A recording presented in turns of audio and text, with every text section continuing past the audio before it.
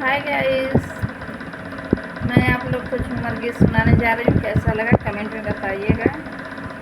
चलिए बिना देर करते हुए सुनाने जा रही हूँ।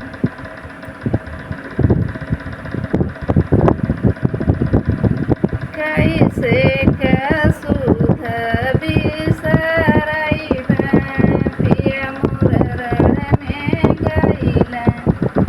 कैसे कसुध बिसरइबा पिया मोर रण में गइला। अपने तरण में गइला सिंदूरा बेसही के गइला। अपने तरण में गइला सिंदूरा बेसही के गइला। के पहिन के हम देखइबा पिया मोर रण में गइला।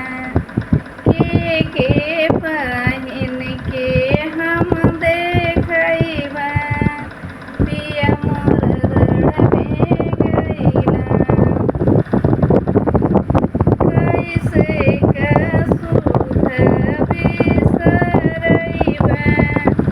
पिया मोर रण में गइला।